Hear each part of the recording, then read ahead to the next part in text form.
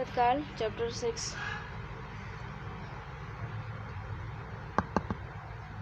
षोडश महाजनपद 16 महाजनपद। 6वीं शताब्दी ईसा पूर्व में महात्मा बुद्ध के समय में कोई सर्वोच्च सत्ता नहीं थी, बल्कि 16 बड़े बड़े राज्य थे जो महाजनपद क्षेत्रीय राज्य कहलाते थे।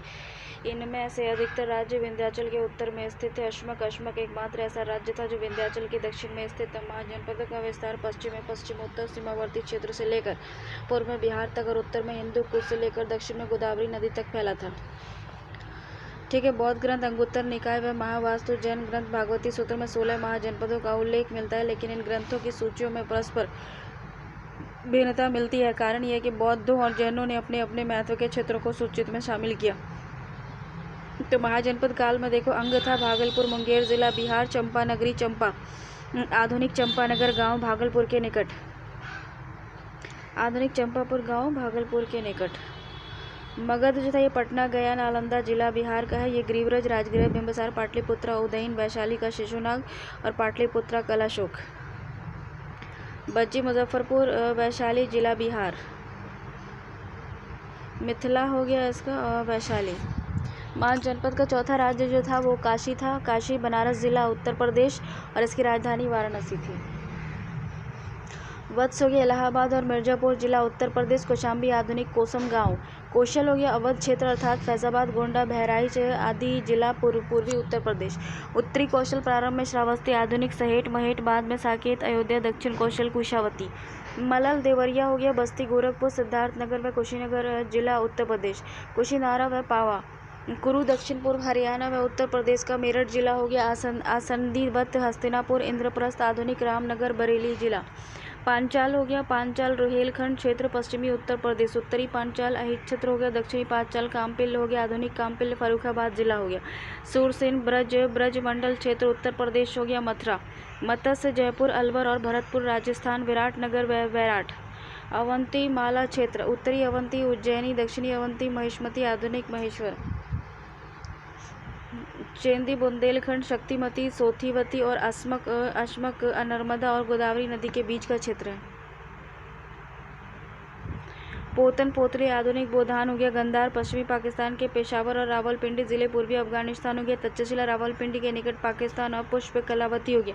कंबोज पाकिस्तान के रजौरी और हाजरा जिले में राजपुर आहट। नोट हो गया उपयुक्त सारणी बौद्ध अंग ग्रंथ अंगुत्तर निकाय में लिखने वाली सूची पर आधारित है। बौद्ध ग्रंथ महावास्तु में गंधहार व कंबोज के स्थान पर सीबी पंजाब व दर्शन मध्य भारत का नाम मिलता है। जैन ग्रंथ भागवती सूत्र में बंग और मलय का नाम मिलता है। महाजनपदों में दो प्रकार के राज्य थे, राजतंत्रात्मक व गणतंत्रात्मक। अधिकांश राजतंत्रात्मक राज्य थे। राजतंत्रात्मक राज्य थे अंग, मगध, काशी, वत्स, कौशल, सूरसेन, मत्स्य, अवंती, चेंदी, अस्मक और कद्दान। गणतंत्रात्मक राज्य थे वज्जी, मलल, कुरु, पंचाल और कंबोज। षोडश महाजनपद का संक्षिप्त परिचय इस प्रकार है। अंग चंपा जो कि अंग राज्य की राजधानी थी। चंपा नदी प्राचीन नाम मालिनी के किनारे स्थित था और इस राज्य इसकी सीमा मगध राज्य से सटी हुई थी। अतः अंग और मगध में संप्रभुता के लिए बराबर संघर्ष होता रहता था। अतः अंततः अंग मगध साम्राज्य का ग्रास बन गया। मगध नरेश बिंबसार 544 ईसा पूर्व से 492 ईसा पूर्व ने अंग नरेश ब्राह्मदत्त को युद्ध में पराजित कर उसे मार डाला और अंग को मगध में मिला लिया। अंग में अजातशत्रु को बिंबसार का प्रतिनिधित्व नियुक्त किया गया। मगध हो गया विस्तार के लिए देखे मगध साम्राज्य। बज्जी हो गया बज्जी का शाब्दिक अर्थ है पशुपालक समुदाय। ठीक है ना। बज्जी का शाब्दिक अर्थ था पशुपालक समुदाय। और बज्जी और बृज संघ का विस्तार उत्तर में नेपाल की तराई से लेकर दक्षिण में गंगा नदी तक और पश्चिम में गंडक नदी से लेकर ब्रिज पूर्व में कोसी नदी तक था। बज्जी संघ 8 कुलों अष्टकुलिक से मिलकर बना था। इनमें प्रमुख थे विदेह, बज्जी एवं लिच्छवी। अन्य कुल थे जात्रिक, उग्रभोग, कौरव और इक्ष्वाकु। विदेह की राजधानी मिथिला थी, जिसकी पहचान नेपाल तथा जनकपुर धाम से की जाती है। मिथिला उस समय सांस्कृतिक गतिविधि का प्रमुख केंद्र था। विदेह का अंतिम शासक कलार था। विदेह राज्य के पतन के पश्चात बज्जी संघ को गठित किया गया था। लिच्छवियों की राजधानी वैशाली पूरे संगठन का केंद्र था। वैशाली की पहचान वैशाली जिला के एक गांव बसाड़ के रूप में की जाती है। वैशाली उसके समय का एक महत्वपूर्ण नगर था। महावास्तु से ज्ञात होता है कि महात्मा बुद्ध लिच्छवियों के निमंत्रण पर वैशाली गए थे और वहाँ की प्रसिद्ध नर्तकी अम्रपाली को बौद्ध धर्म में दीक्षित किया था। कालांतर में आपसी वैमनस्य के कारण लिच्छवियों की शक्ति का हो गया और अंततः मगध नरेश अजातशत्रु 492 ईसा पूर्व से 460 ईसा पूर्व ने वैशाली पर अधिकार कर इसे मगध साम्राज्य का अंग बना लिया। काशी। यह मगध के उत्कर्ष के पूर्व का सर्वाधिक शक्तिशाली राज्य था। इस राज्य की राजधानी वाराणसी वरुणा और 80 नदियों के मध्य स्थित थी। उस समय पर इस राज्य को कौशल के साथ युद्ध होता रहता था। विदेह राजतंत्र के विनाश में इस राज्य की प्रमुख भूमिका थी। महात्मा बुद्ध के समय काशी का राजनीतिक पतन हो गया। प्रथमतः काशी कौशल राज्य का हड़प लिया गया। अंततः मगध नरेश अजातशत्रु 492 ईसा पूर्व से 460 ईसा पूर्व के समय में इसका मगध राज्य में विलय हो गया। वत्स राज्य का सबसे प्रतापी राजा उदयन था। महात्मा बुद्ध का समकालीन था। उसने अपने साम्राज्य को मजबूत करने के लिए अनेक विवाह संधियां की। उसने मगध राजकुमारी पद्मावती से विवाह किया। उसने अवंती नरेश चंडप्रघोत को युद्ध में पराजित किया।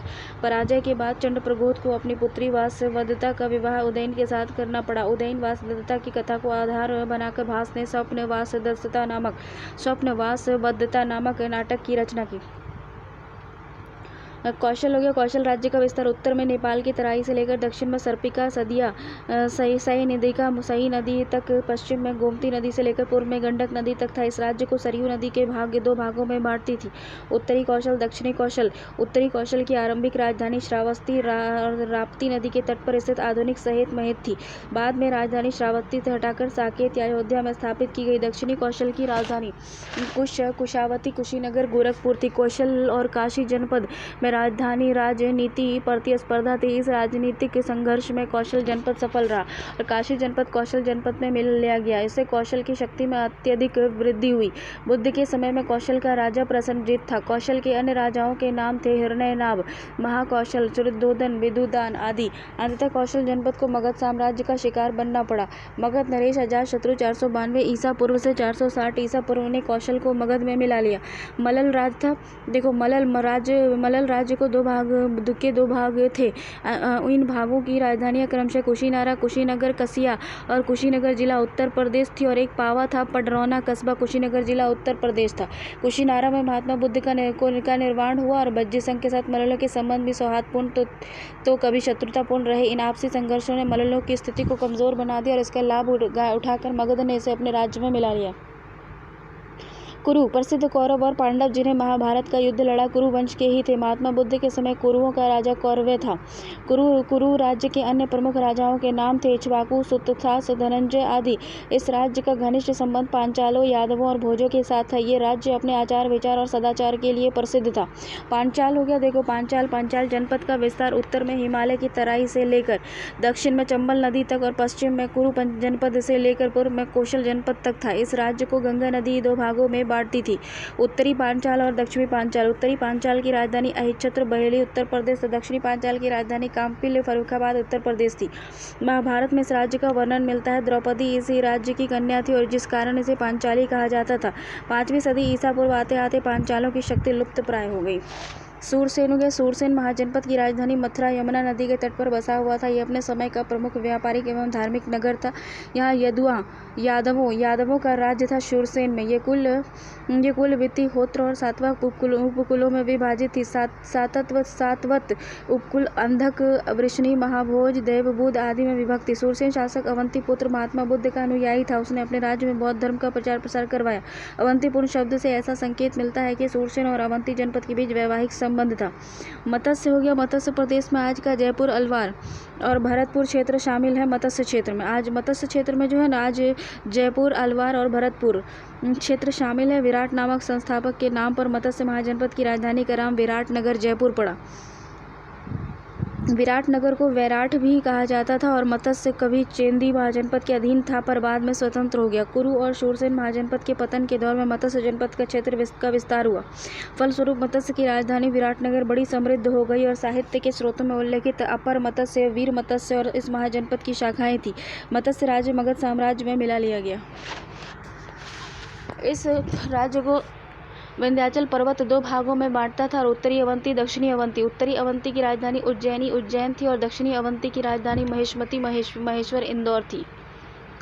बाद में उज्जैनी का महत्व बढ़ता गया और महिष्मती का महत्व घटता गया। कारण यह है कि उत्तर से दक्षिण को जाने वाले व्यापारिक मार्ग उज्जैनी के निकट से गुजरता था। महात्मा बुद्ध के समय अवंती का शासक चंडप्रघोत था।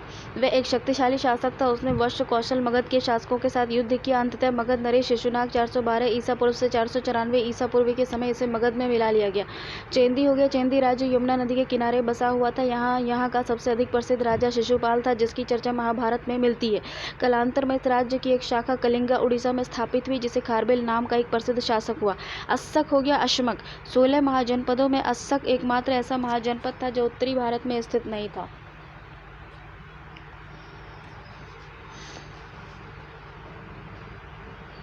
बल्कि दक्षिण भारत में स्थित था। यह राज्य गोदावरी नदी के किनारे स्थित था। इस राज्य की पहचान कुछ विद्वान एस्केनाई राज्य से करते हैं, जिसका उल्लेख यूनानी इतिहासकारों ने किया था। यहाँ के शासक इक्ष्वाकु वंशीय क्षत्रिय थे।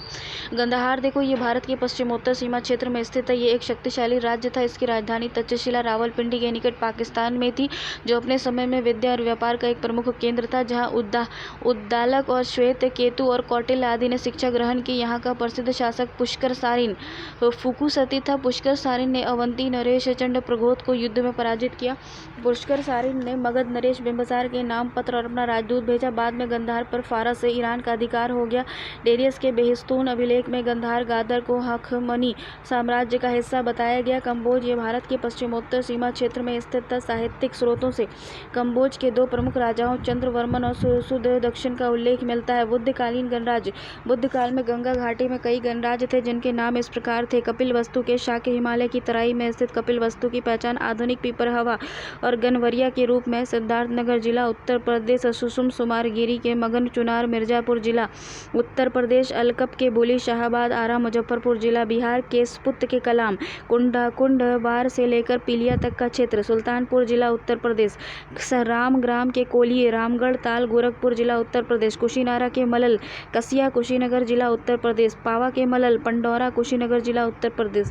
पीपली वन के मौर्या राजधानी नाम गांव गोरखपुर जिला उत्तर प्रदेश। वैशाली के लिच्छवी मुजफ्फरपुर वैशाली जिला बिहार और मिथिला के विदे जनकपुर धाम नेपाल।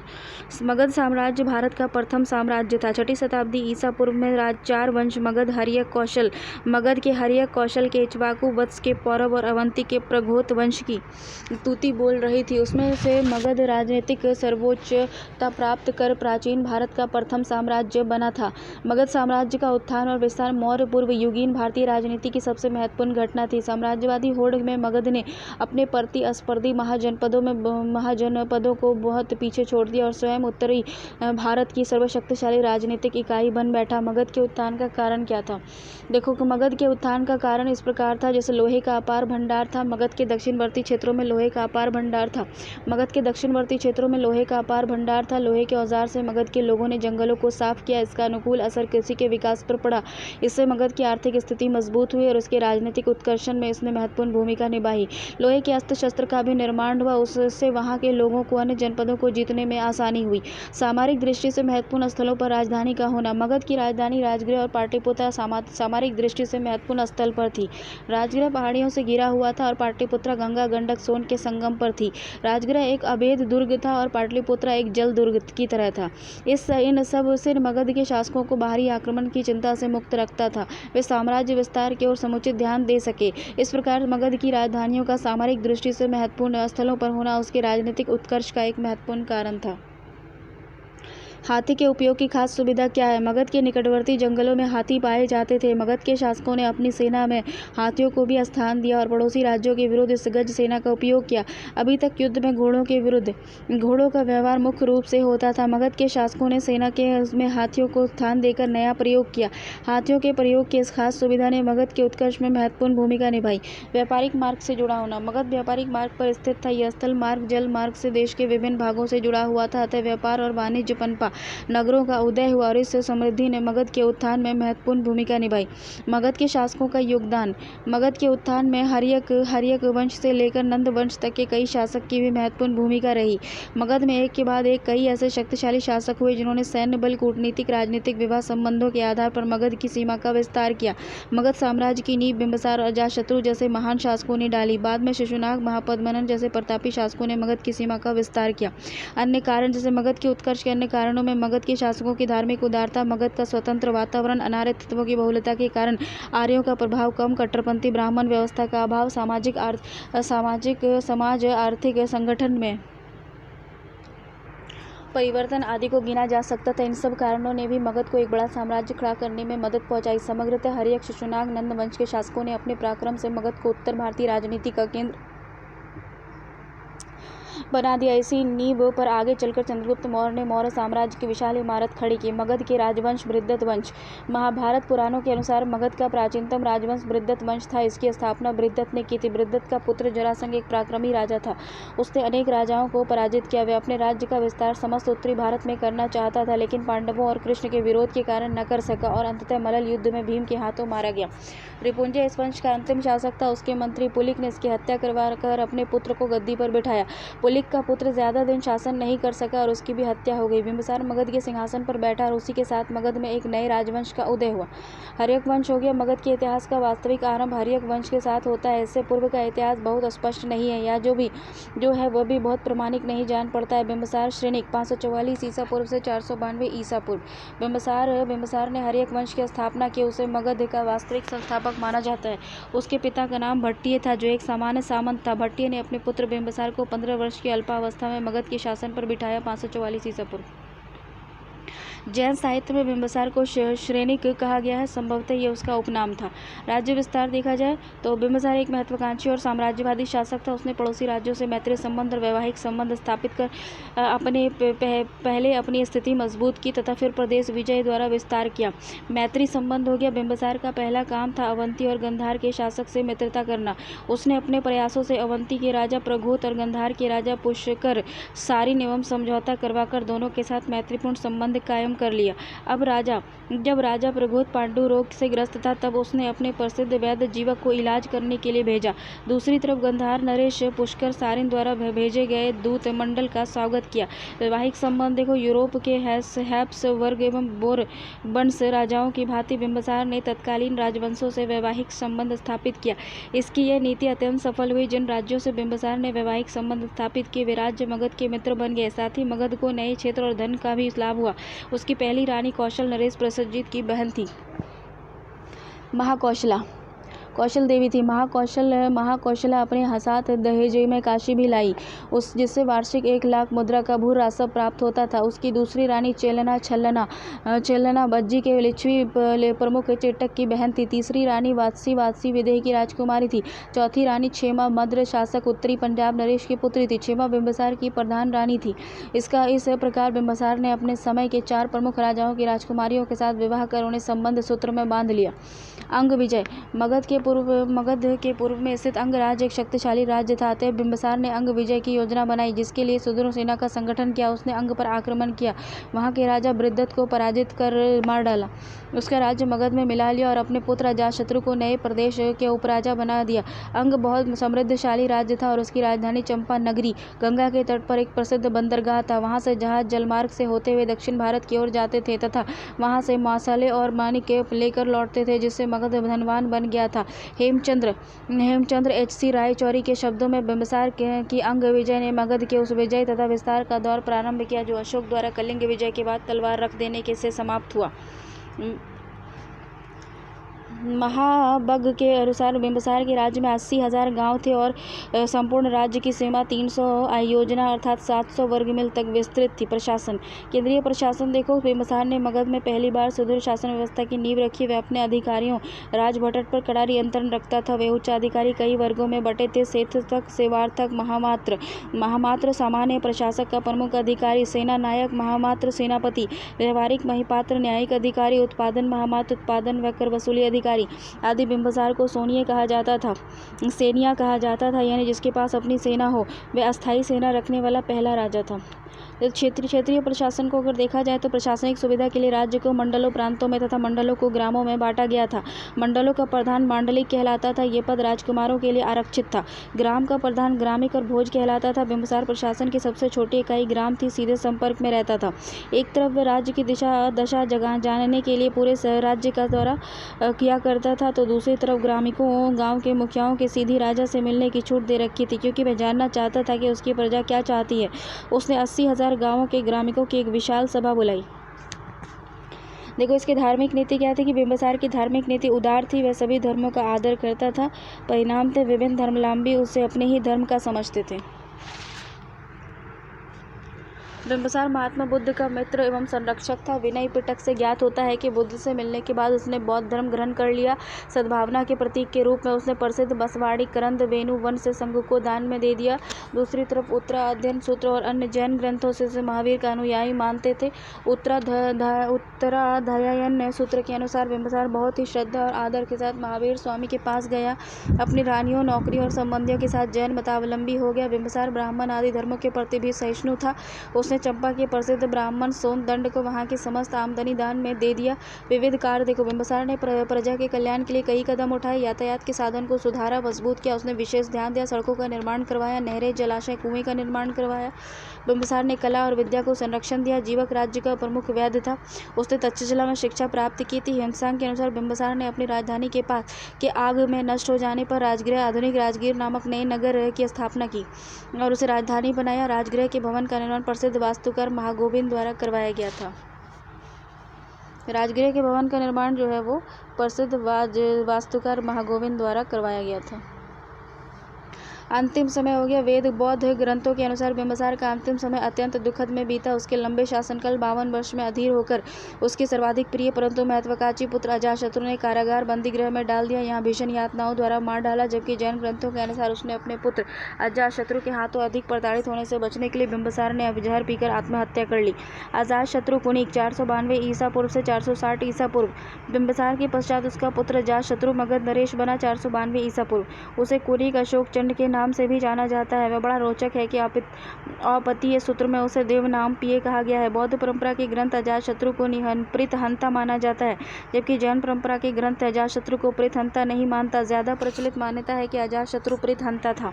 बौद्ध ग्रंथों के अनुसार अजातशत्रु ने अपने पिता को कारागार में बंद कर दिया था और उसे भूख से मार डाला था। ऐसा माना जाता है कि उसने संघ के नेतृत्व को लेकर बुद्ध के प्रतिद्वंदी बन गए। उनके चचेरे भाई देवदत्त के उकसाने पर यह कृत्य किया था। बिंबिसार द्वारा उसके अजातशत्रु के पक्ष में राजगद्दी का परित्याग करने के बावजूद उसने ऐसा किया। उसने महात्मा बुद्ध से अपने अपराध स्वीकार करते हुए कहा उसने महात्मा बुद्ध से अपने अपराध को स्वीकार करते हुए कहा कि मैंने राज्य के लिए अपने धर्माचारी पिता की हत्या कर डाली है। महात्मा बुद्ध ने उसके अपराध बोध से प्रभावित होकर उससे कहा कि जाओ पर आगे से पाप नहीं करना। अजातशत्रु के बुद्ध से मिलने का वर्णन 2री सदी ईसा पूर्व में निर्मित बरहूत के प्रस्तर शिल्पों में किया गया है। अजातशत्रु ने महात्मा बुद्ध से कहा कि क्या कहा। देखो अजातशत्रु ने क्या किया,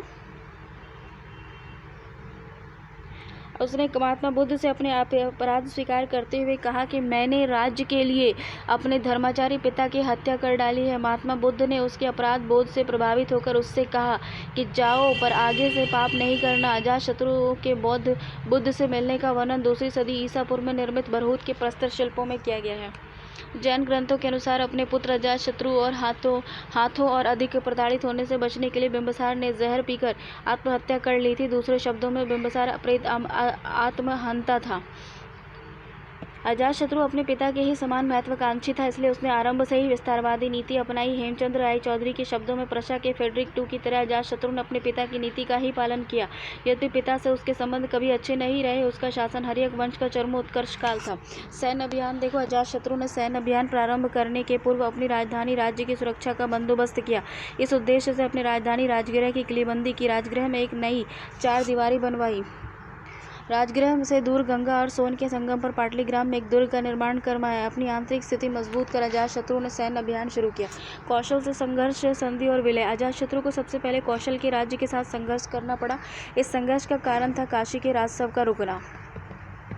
बिंबिसार की जिस तरह से मृत्यु हुई, इससे उसकी पत्नी महाकौशला देवी को ऐसा आघात पहुंचा कि दुख से उनकी मृत्यु हो गई। कौशल नरेश प्रसन्नजीत अपने बहनोई बिंबिसार की हत्या और बहन महाकौशला की मृत्यु से विक्षुब्ध हो उठा। उसने प्रीतहंता अजातशत्रु को काशी का राजसव देना अनुचित समझा और उसे बंद कर दिया और क्रुद्ध होकर अजातशत्रु ने कौशल पर आक्रमण कर दिया और कौशल और मगध में लंबे समय तक युद्ध चला, परंतु दोनों पक्षों में संधि हुई। प्रसन्नजीत ने काशी राजसव से पुनः अजातशत्रु को वापस लौटा दिया और साथ ही उसने अपनी पुत्री वजीरा का विवाह भी मगध राज अजातशत्रु अजातशत्रु के साथ कर दिया। फलतः दोनों राज्य एक दूसरे के मित्र बन गए। संधि होने के 3 वर्ष के भीतर प्रसेनजीत की मृत्यु हो गई और प्रसेनजीत का पुत्र विद्युदाभा विरुद्धक बहुत दिनों तक कौशल के राज सिंहासन का सुख न भोग सका। राप्ती नदी में अचानक बाढ़ आने के कारण विद्युदाभा सेना सहित डूब गया। अजातशत्रु ने विद्युदाभा के बहनोई एवं प्रसेनजीत के भांजे और दामाद की हैसियत से कौशल को अपने राज्य में मिला लिया। वैशाली का विलय 468 ईसा पूर्व। अजातशत्रु का दूसरा महत्वपूर्ण कार्य था वैशाली का मगध में विलय। मगध और वैशाली के बीच युद्ध का कारण इस प्रकार थे। जैन साहित्यों के अनुसार बिंबिसार ने अपनी मृत्यु से पूर्व अपना प्रसिद्ध हाथी सेगन सेचनक तथा 18 लड़ियों वाला हार अपनी पत्नी अपना हाथी प्रसिद्ध हाथी सेगन और 18 लड़ियों वाला हार अपनी पत्नी चेलेना से उत्पन्न हुए पुत्र हलल और बेहल को दे दिया था। राजा बनने के पश्चात अजातशत्रु ने अपनी रानी अपनी रानी पद्मावती के उकसाने पर उन दोनों वस्तुओं की मांग की। उन्होंने उन्हें वापस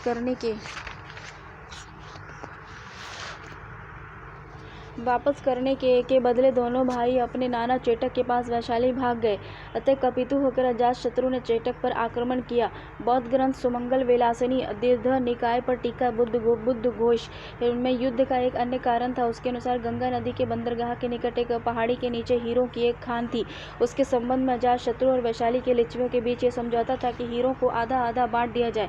लिच्छवियों द्वारा समझौते के उल्लंघन के पश्चात अजातशत्रु ने उन पर आक्रमण कर दिया। युद्ध का वास्तविक कारण ये था कि साम्राज्यवादी शासक अपने पड़ोस में भय और ईर्ष्यावश किसी अन्य शक्तिशाली राज्य का अस्तित्व स्वीकार करने को तैयार नहीं था।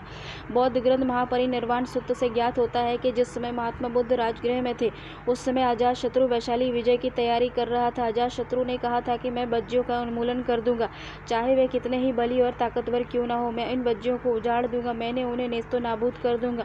उसने अपने निश्चय से महात्मा बुद्ध को भी अवगत करा दिया था। लिच्छवीगण उस समय अत्यंत शक्तिशाली थे तथा बज्जी संघ में उनका सर्वप्रमुख स्थान था। वैशाली नरेश चेटक ने बज्जी संघ की सभा बुलाकर सबकी राय से युद्ध का निर्णय लिया। इस प्रकार अजातशत्रु को प्रतीत होने लगा कि लिच्छवियों को हराना आसान नहीं होगा। उसके कूटनीति का सहारा लेते हुए अपने 2 मंत्रियों बत्सकार एवं सुनीर को लिच्छवियों की संगठित शक्ति में फूट डालने के लिए भेजा। 3 वर्ष के अथक प्रयासों से उन्हें लिच्छवियों में फूट डाल ही दी। अजातशत्रु ने अपने राज्य की सीमा पर स्थित पाटलीग्राम को युद्ध का केंद्र बनाया। इसके लिए वहां एक मजबूत दुर्ग का निर्माण करवाया। उसके पश्चात उसने वैशाली पर आक्रमण कर दिया। दूसरी तरफ बज्जी संघ को अनेक मगध विरोधी राज्यों का समर्थन प्राप्त था। हेमचंद्र राय चौधरी के शब्दों में है कि मगध और बज्जी के बीच का युद्ध एकाकी एक गहरी युद्ध की घटना नहीं थी, वरना मगध के बढ़ते प्रभाव के विरोध में चल रहे आंदोलन का प्रतीक था। जिस प्रकार रोम के प्रभाव के विरुद्ध सैमनाइटों और एक ट्रस्कोनों और गौलों को संघर्ष होना पड़ा था, उसी प्रकार मगध के विरुद्ध धुआते धुएं ने भी युद्ध की लपटों का रूप धारण कर लिया था। मगध और वैशाली के बीच लगभग 16 वर्षों तक 484 ईसा पूर्व से 468 ईसा पूर्व तक युद्ध चलता रहा। इस युद्ध में मगध की विजय हुई और दोनों उपकरण युद्ध के नए उपकरण रथ, मुसल, घोड़े और सारथी के बिना चलने वाला ऐसा स्वयंचलित रथ जिस पर विशाल गदा बांधा होता था, जिसके चलने पर शत्रु सैनिक बुरी तरह घायल होते थे। महाशिला कंटक, बड़े बड़े पत्थर फेंकने वाला यंत्र के कारण हुई। लिच्छवियों के साथ साथ पराजित राज्यों के विदेह, मलल आदि पर भी मगध का आधिपत्य कायम हो गया। मगध में मलल राज्य के विलय से मगध की सीमा उत्तर में हिमालय के तराई क्षेत्र तक विस्तृत हो गई। अवंती के विरुद्ध सतर्कता। अजातशत्रु जब लिच्छवियों से उलझा हुआ था तो अवंती ने मगध पर आक्रमण की योजना बनाई। अजातशत्रु को इसकी भनक लग गई। बौद्ध ग्रंथ मध्यम निकाय के अनुसार अवंती के संभावित आक्रमण से सुरक्षा के लिए अजातशत्रु ने राजगीर की नई किलेबंदी की। अवंती नरेश प्रघोत के मगध पर आक्रमण की योजना महज कागजी साबित हुई, क्योंकि यह मगध पर कभी आक्रमण नहीं कर पाया।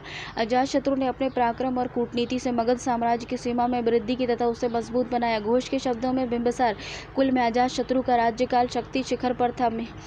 हेमचंद्र राय चौधरी के शब्दों में उसका अजातशत्रु का शासन हर्यक वंश का चरमोत्कर्षण का काल था। धार्मिक कूटनीति देखो। धार्मिक कूटनीति क्या थी कि धार्मिक मामले में अजातशत्रु अपने पिता बिंबिसार की भांति ही उदार था। वह सभी धर्मों का आदर करता था और उस पर पहले जैन मत का विशेष प्रभाव था, परंतु बाद में वह बौद्ध धर्म से अत्यधिक प्रभावित हुआ। वह महात्मा बुद्ध का पूरा भक्त बन गया। जब कुशीनगर में 483 ईसा पूर्व में बुद्ध का परिनिर्वाण हुआ तो अजातशत्रु ने उसके अवशेषों में से अपना भाग लिया तथा अवशेष पर राजगृह में स्तूप बनवाया। महात्मा बुद्ध के परिनिर्वाण के पश्चात उसी वर्ष राजगृह की सप्तपर्णी गुफा में प्रथम बौद्ध महासंगति हुई। इस महासंगति का संरक्षक शासक अजातशत्रु था। अजातशत्रु के शासनकाल में उस युग के तीन महान धर्मगुरु महात्मा बुद्ध, बौद्ध धर्म, महावीर, जैन धर्म और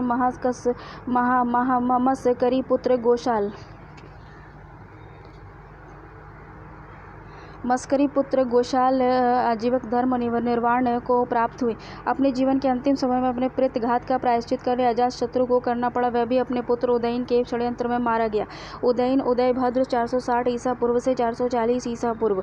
बौद्ध ग्रंथ के अनुसार अजातशत्रु का पुत्र उदयन उदयभद्र था। उसने अपने पिता अजातशत्रु की हत्या कर दी और मगध के राज सिंहासन पर अधिकार कर लिया। इसके विपरीत गर्गी संहिता में उदयन को धर्मात्मा शब्द से संबोधित किया गया। इस संबंध में इतिहासकार V.A. स्मिथ ने लिखा है कि धार्मिक इतिहासकार परधर्मियों पर हर प्रकार के झूठे आरोप लगाकर उन्हें लोगों की दृष्टि में नीचा दिखाने का प्रयास करते थे। चूंकि उदयन जैन धर्म के मानने वाला था, इसलिए बौद्ध ग्रंथों ने उसे प्रेतहंता बताया। अजातशत्रु की मृत्यु के समय उदयन चंपा का मांडलिक था। राजधानी राजगृह से पाटलिपुत्र हस्तांतरित कर दी गई। 457 ईसा पूर्व अपने राज्यकाल में चौथे वर्ष 457 ईसा पूर्व में उदयन ने गंगा और सोन के संगम पर पाटलिपुत्रा नगर की स्थापना की। इस स्थान का चयन उसकी केंद्रीय अवस्थिति के कारण किया गया, क्योंकि यह मगध साम्राज्य के केंद्र में स्थित था। तदुपरांत उदयन ने पाटलिपुत्रा को राजधानी बनाया और शीघ्र ही यह महत्वपूर्ण नगर के रूप में उभरा। अवंती से युद्ध देखो।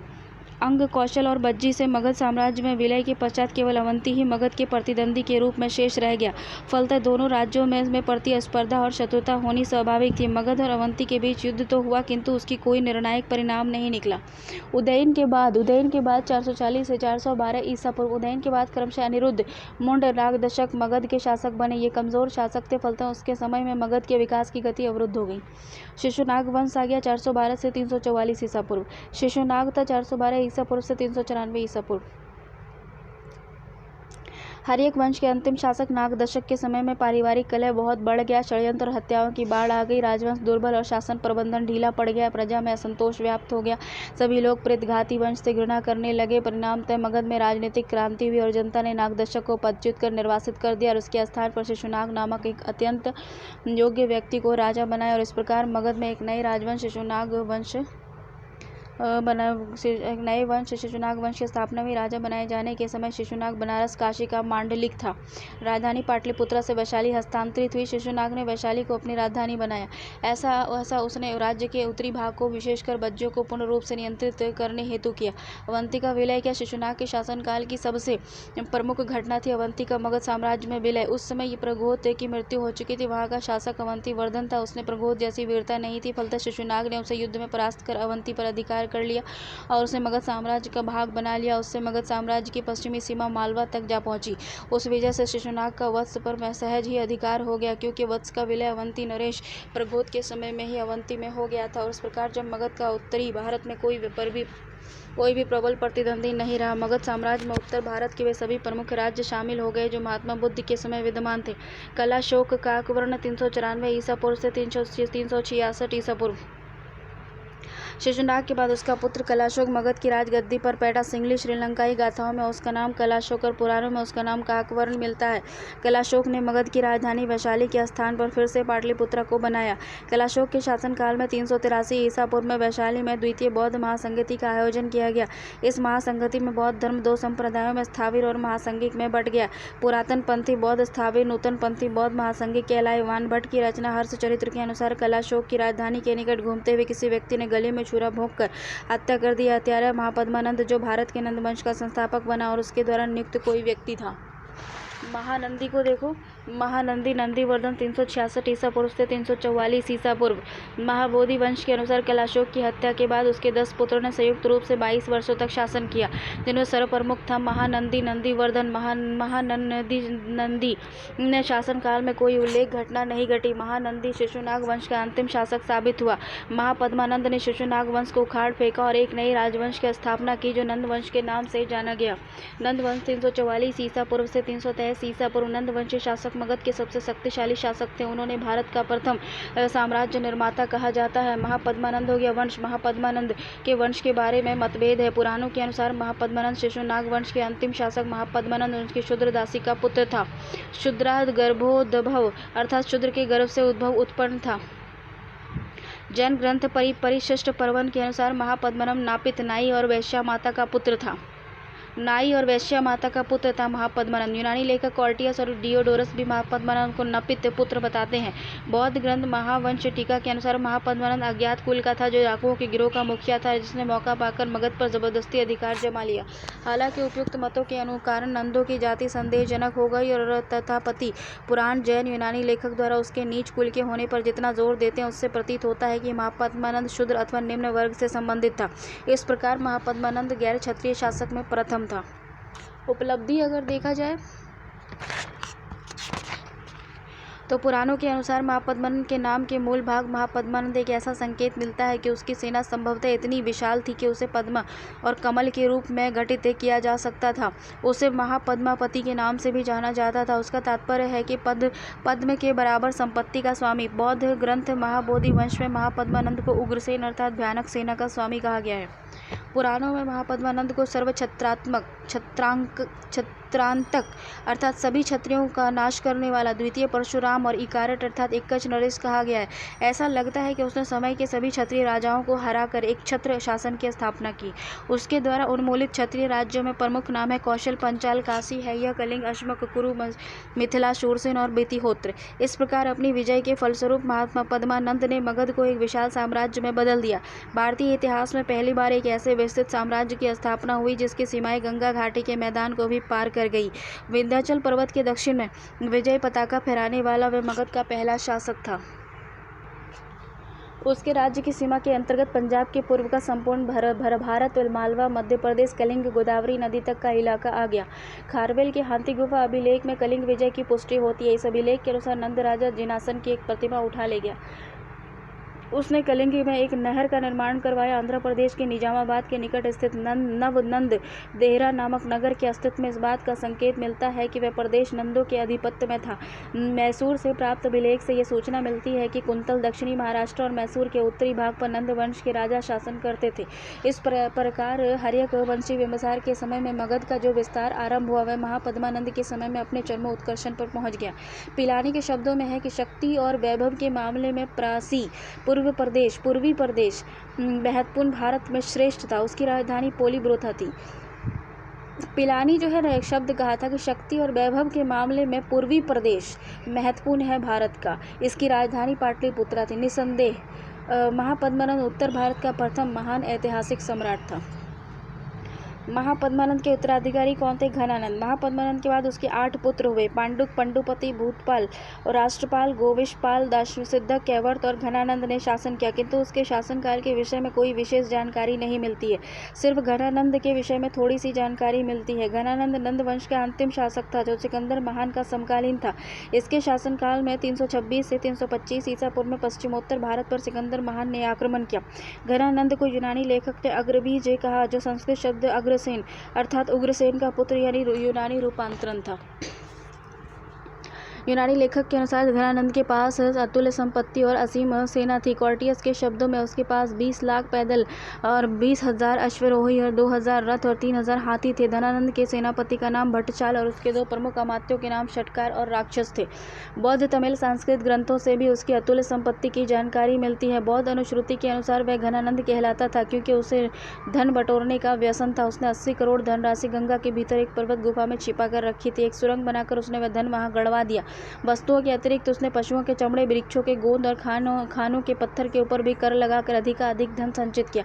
तमिल परंपरा के अनुसार जैसे मामूल नार की रचना भी इस बात का समर्थन करती है कि नंद राजा के पास अतुल्य संपत्ति थी, जिसकी पाटलिपुत्रा में उसने संचित किया था और फिर गंगा की धारा से उसे छिपा दिया था। संस्कृत ग्रंथ है कथा सरित सागर सोमदेव द्वारा रचित है। से सूचना मिलती है कि नंदों के पास 90 करोड़ स्वर्ण मुद्राएं थी, किंतु अपनी अतुल्य संपत्ति और असीम शक्ति के बावजूद घनानंद जनता का विश्वास नहीं प्राप्त कर सका। उसके राज्य की प्रजा उसे घोर घृणा करती थी। उसने अपने शासनकाल में जनमत की घोर अपेक्षा की और उसके समय के प्रतिष्ठित ब्राह्मण चाणक्य कौटिल्य को अपमानित किया। वह छोटी छोटी वस्तु के ऊपर भी भारी कर लगाकर जनता से जबरदस्ती धन वसूला करता था। उसका परिणाम ये हुआ कि जनता नंदों के शासन के विरुद्ध हो गई। चारों तरफ घृणा, असंतोष का वातावरण व्याप्त हो गया। उसके अत्याचारों से पीड़ित जनता उससे मुक्ति का उपाय ढूंढ रही थी। इन्हीं परिस्थितियों का लाभ उठाते हुए चंद्रगुप्त मौर्य ने अपने गुरु चाणक्य की मंत्रणा से जनता के सहयोग से 322 ईसा पूर्व में घनानंद की हत्या कर नंदवंश की समाप्ति और मौर्य वंश की स्थापना की। नंद शासक जैन मत के पोषक थे और महापद्मानंद एक प्रमुख मंत्री, कल्पक, अमात्य, शाक्टल और शुद्धभद्र जैन थे। नंद वंश जैन मत पोषक थे। ठीक है। विदेशी आक्रमण देखो, ईरानी, ईरानी को देखते हैं। तो ईरानी आक्रमण डेरियस प्रथम का क्रम था 518 ईसा पूर्व। जिस समय मगध के शासक अपना साम्राज्य बढ़ा रहे थे, उस समय ईरान फारस के हखमनी एकमेनियन वंश के शासक, जिसकी राजधानी पर्सपोलिस थी, वे अपने राज्य विस्तार कर रहे थे। भारत पर प्रथम आक्रमण हखमनी वंश के शासकों ने किया। हखमनी वंश का संस्थापक कौन था? हखमनी वंश का संस्थापक साइरस 558 ईसा पूर्व से 530 ईसा पूर्व था। जो यूनानी लेखक हेरोडोटस, एरियन स्ट्रैबो के अनुसार जेड्रेसिया के रेगिस्तानी मार्ग से होकर भारत पर आक्रमण करने में असफल प्रयास किया। डेरियस प्रथम को दारा बहु प्रथम भी कहते हैं। 522 ईसा पूर्व से 486 ईसा पूर्व भारत पर आक्रमण करने में पहली ये सफलता डेरियस प्रथम को हुई। दारा प्रथम को डेरियस ने भारत की पश्चिमोत्तर सीमा पर व्याप्त राजनीतिक फूट का फायदा उठाया और 518 ईसा पूर्व में हिंदू कुश अर्थात सिंधु के तटवर्ती भूभाग सिंध, पंजाब, सिंध नदी के पश्चिम इलाके को जीतकर उसने ईरान का 20वां छत्रपति अर्थात क्षत्रपी प्रांत बनाया। इस विजय के अभियान में सेना का नेतृत्व स्काइलॉर्क ने किया। इस विजय की पुष्टि डेरियस प्रथम के बेहिस्तून और पार्सिपोलिस और इनक्शाई रुस्तम से प्राप्त अभिलेखों से होती है। कंबोज व कंधार पर भी डेरियस प्रथम का अधिकार था। 20वां क्षत्रपी ईरान साम्राज्य का सबसे अधिक आबादी वाला और उपजाऊ हिस्सा था। इस क्षत्रपी से 360 टैलेंट मुद्रा तथा भार का एक प्राचीन माप सोना राजस्व के रूप में आता था। डेरियस प्रथम के उत्तराधिकारी कौन थे? डेरियस प्रथम का उत्तराधिकारी पुत्र जेरिसस 486 ईसा पूर्व से 465 ईसा पूर्व ने यूनानियों के खिलाफ लंबी लड़ाई में भारतीयों को अपनी फौज में इस्तेमाल किया। कई उत्तराधिकारी के बाद राजा बने डेरियस तृतीय को 330 ईसा पूर्व में गोगा मेला में यूनान के सिकंदर महान ने परास्त कर दिया और इसी के साथ भारत में ईरान की चुनौती समाप्त हो गई। ईरानी आक्रमण का प्रभाव क्या है? समुद्री मार्ग की खोज से विदेशी व्यापार को प्रोत्साहन मिला। ईरानी कातिब, लिपिकार, लेखन का एक खास रूप भारत में अपने साथ लाए जो आगे चलकर खरोष्टी लिपि के नाम से मशहूर हुआ। ये अरबी की तरह दाईं से बाईं ओर लिखी जाती थी। ईरानियों की अरमाइक लिपि का भारत में प्रचार हुआ। अभिलेख उत्कीर्ण करने की कला का भी प्रचार हुआ। ईरानी की छत्र प्रणाली को शक कुषाणों ने अपना लिया। अशोककालीन स्मारक, विशेषकर घंटा आकार के गुंबद जो कि राज्य देशों की प्रस्तावना में ईरानी प्रभाव देखे जा सकते हैं। मौर्य काल में दंड के रूप में सर मुड़वाने की प्रथा, स्त्री अंगरक्षक की नियुक्ति और मंत्रियों के कक्ष में हर समय अग्नि के प्रज्वलित रहने की प्रथा ईरानियों से ग्रहण की गई थी। मकदूनियाई आक्रमण, सिकंदर महान का आक्रमण 326 से 325 ईसा पूर्व। ईरानियों के माध्यम से यूनानियों को भारत की अपार संपदा की जानकारी हुई, जिसकी परिणति सिकंदर के आक्रमण में हुई। भारत पर सिकंदर महान अलेक्जेंडर द ग्रेट का आक्रमण दूसरा विदेशी पहला यूरोपीय आक्रमण था। सिकंदर अकेला ऐसा इतिहास पुरुष है जिसका जन्म, मरण और दफन 3 अलग अलग महादेशों में हुआ। मकदूनिया, मेसिडोनिया, यूरोप 356 ईसा पूर्व। बेबीलोनिया एशिया 323 ईसा पूर्व। सिकंदरिया, अलेक्जेंड्रिया अफ्रीका 323 ईसा पूर्व। 4वीं सदी ईसा पूर्व में विश्व पर अपना आधिपत्य स्थापित करने के लिए यूनानी और ईरानियों के बीच संघर्ष हुआ। मकदूनिया, मैसिडोनिया के क्षत्रप फिलिप II का पुत्र और अरस्तु एरिस्टोटल का शिष्य सिकंदर महान ने अपनी विश्व विजय की रणनीति के तहत 20 वर्ष की अल्प आयु में ईरान विजय के लिए 330 ईसा पूर्व में निकला और 327 ईसा पूर्व तक उसने ईरान पर कब्जा कर लिया। पूर्वी ईरान को जीतने के बाद सिकंदर ने अफगानिस्तान पर चढ़ाई की और उसे जीता और कंधार में सिकंदरिया नामक नगर की स्थापना की। अगले वर्ष अपनी विशाल सेना लेकर वह काबुल की घाटी में आ पहुंचा, जहां उसने अपनी सेना को दो भागों में बांट दिया। स्वयं सिकंदर विभक्त सेना के एक भाग के साथ बैक्ट्रिया तक जा पहुंचा और उन सभी क्षेत्रों को जीता और सेना के दूसरे भाग को अपनी सेनापति हेफिस्टियन और पीरिडिक्स के नेतृत्व में सिंध पर विजय करने के लिए भेजा। देखो 326 ईसा पूर्व में बैक्ट्रिया से भारत विजय के अभियान के लिए निकला, लेकिन काबुल होते हुए हिंदुकुश पर्वत को पार कर सिंधु नदी के तट तक आ पहुंचा। यहाँ पर उसने सेना को 2 भागों में बांटा और स्वयं सिकंदर विभक्त सेना के एक भाग को साथ लेकर सर्वप्रथम पर्वतीय जाति अशमक पर आक्रमण कर दिया। उस लड़ाई में सिकंदर घायल हो गया और प्रतिशोध स्वरूप उसने वहां की तीसरी जनसंख्या को मौत की घाट उतार दिया। प्रतिशोध स्वरूप उसने सारी जनसंख्या को मौत की घाट उतार दिया। जब अशमक का राजा लड़ता हुआ मारा गया तो उसकी रानी ने मोर्चा संभाला और उसकी देखा देखी उस पर्वतीय प्रदेश की सारी स्त्रियां लड़ाई में कूद पड़ी। कई दिनों की वीरतापूर्ण प्रतिरोध के बाद अस्सक की राजधानी मसग का पतन हो गया। यूनानी लेखक अस्सक के सुदूर और दुर्ग आरनास पर कब्जे को सिकंदर के भारतीय अभियान का सबसे बड़ा करिश्मा बताते हैं। इस तरह अस्सक तथा कुछ अन्य जातियों को हराकर सिकंदर अपनी सेना के साथ विभक्त सेना के दूसरे भाग खैबर दर्रे से भेजा था से जा मिला, जो अब तक पुष्प कलावती के संजय और अन्य से सिकंदर की अधीनता स्वीकार करवा कर अहिंद अटक से 24 किलोमीटर ऊपर उत्तर की ओर में सिंधु पार करने के लिए नावों का पुल बना चुके थे। ओहिंद में तक्षशिला का शासक अम्भी ने अपना राजदूत सिकंदर के पास भेजा। उसने अम्भी की तरफ से सहायता का वचन दिया। अब सिकंदर सिंधु पार करके तक्षशिला की ओर चला। जब सिकंदर तक्षशिला से लगभग 7 किलोमीटर दूर था तो अम्भी उसका स्वागत करने के लिए पहुंचा। इस तरह से अम्भी ने सिकंदर की अधीनता स्वीकार कर ली और तक्षशिला के ही अभिसार जाति के शासक ने भी अपना प्रतिनिधि भेजकर सिकंदर की अधीनता स्वीकार कर ली।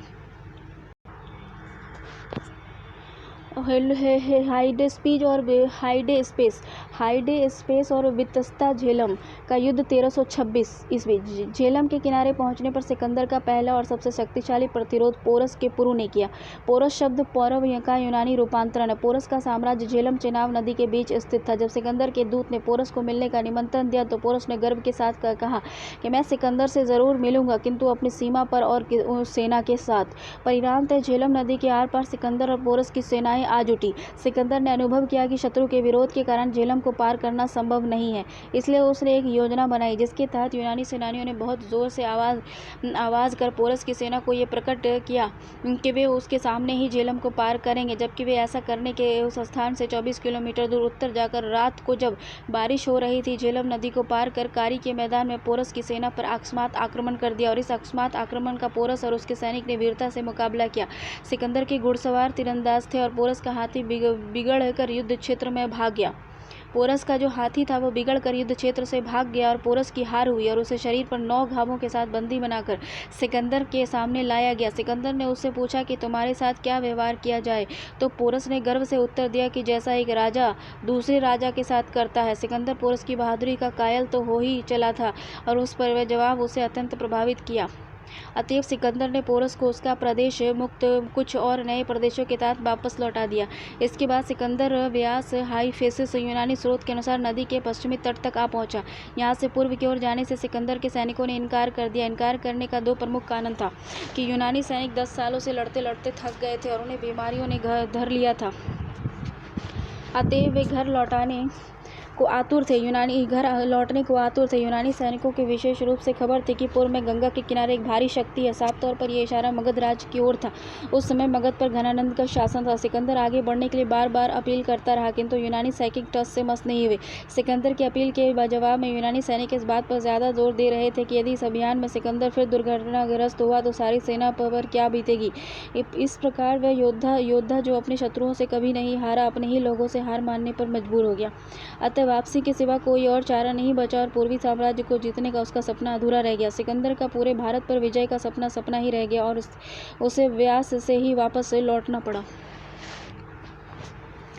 इसके बाद सिकंदर पुनः झेलम होते हुए सिंधु के मुहाने तक आया और सौभूति झेलम का सीमावर्ती प्रदेश मालवा, चुद्रक, सौहार्द, अलोर, सिंधीमान, पत्तल को विजित किया और यहाँ पर सिकंदर ने अपनी सेना को 2 भागों में विभक्त किया और एक भाग को अपने सेनापति नेरियोकस के नेतृत्व में जलमार्ग होते हुए स्वदेश भेजा और स्वयं सेना के एक भाग के साथ मकरान के किनारे स्थिल मार्ग से स्वदेश की ओर रवाना हुआ। किंतु 323 ईसा पूर्व में बगदाद के निकट बेबीलोनिया पहुंचकर उसकी मृत्यु हो गई। सिकंदर भारत में लगभग 19 महीने तक रहा, 326 से 325 ईसा पूर्व तक। सिकंदर की आकस्मिक मृत्यु ने यूनानियों की स्थिति को भारत में विषम बना दिया और सिकंदर के अंतिम सेनापति ने उत्तरी पश्चिम को 1317 में ईसा पूर्व में छोड़ दिया। सिकंदर को अपने जीते हुए भाग को सुव्यवस्थित करने का शायद ही मौका मिला, फिर भी उसने कुछ प्रबंध किए। अधिकांश विजित राज्य उनके शासक को लौटा दिए, जैसे कि सिंधु झेलम के बीच का प्रदेश अम्भी को और झेलम और व्यास के बीच का पोरस को, और उसने अपने जीते हुए भाग को 3 हिस्सों में बांटकर यूनानी गवर्नर को नियुक्त किया। काबुल के सीमावर्ती क्षेत्र का गवर्नर ऑस्किएटस और सिंधु के पश्चिमवर्ती क्षेत्र का गवर्नर निकेनर, बाद में फिलिप्स और सिंधु का गवर्नर पेटन। देखो, मकदूनियाई आक्रमण का प्रभाव क्या हुआ कि इस आक्रमण से ने पूर्व और पश्चिम की दीवार गिरा दी। भारत में आने जाने के 4 मार्ग थे, 3 स्थल मार्ग और 1 जल मार्ग सामने था। इस आक्रमण से भारतीयों ने हाथी रथों की अपेक्षा अश्वरोही सेना का कितना ज़्यादा महत्व इसे समझा। बाद में मौर्य गुप्त शासकों ने सिकंदर के पश्चिमोत्तर प्रांतों में प्रयुक्त क्षत्रप प्रथा का अनुकरण किया। आक्रमण के फलस्वरूप यूनानी उपनिवेश यथा काबुल क्षेत्र में सिकंदरिया शहर, झेलम के तट पर बुकेफल और सिंधु के में सिकंदरिया स्थापित हुआ। नोट बुकीफेल बुकीफेला सिकंदर के प्रिय घोड़े का नाम था। बुकेफला जो है वो सिकंदर के प्रिय घोड़े का नाम था, जिसकी मृत्यु भारत के आक्रमण के दौरान भारत में हो गई थी।